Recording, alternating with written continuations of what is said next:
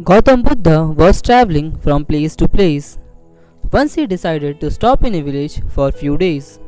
Soon people came to know about him and started to go to him to get his blessings. Some people would go to him to ask the solution for their problems. One day a woman came to him and said, "You look like a prince. May I know what is the reason for wearing saffron cloth in this youth?" Gautam Buddha replied, "I retired to find the solutions to the questions about life.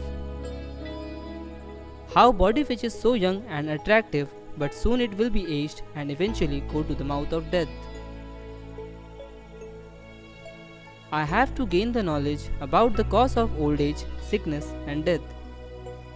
Impressed by his words, the woman invited him for a meal. Gautam Buddha agreed. Soon this news spread out throughout the village. After knowing this, villagers came with the head of village to meet the Gautam Buddha.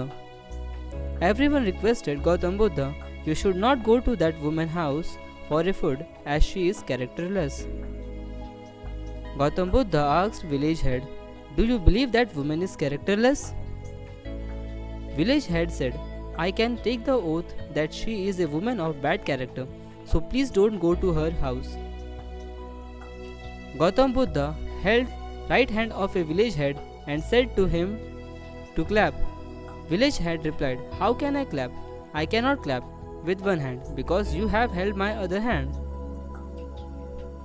Gautam Buddha replied, "If you cannot clap with one hand, how can it be that a woman is characterless itself unless a men of this village are characterless? If men of a village were of a good character, then this woman would not have been like this. So men here are responsible from its character." My dear brothers and sisters, the moral of the story is how simply we keep picketing fault of others, blame on their characters, judge them by their outfit and looks. But what about us? What about our character? What about our mentality? Is not always looking to the other's fault actually shows the cheapness of our character. Sant Kabir Das said, "I searched for the crooked, met not a single one. When I searched myself, I found the crooked one." This saying deals with our perception, behavior, and tendencies. It has been invariably noticed that we tend to find fault with someone else for our situation and circumstances. Our I, the ego, always tries to put blame on others. Non-awareness of our own self is the cause of this attitude.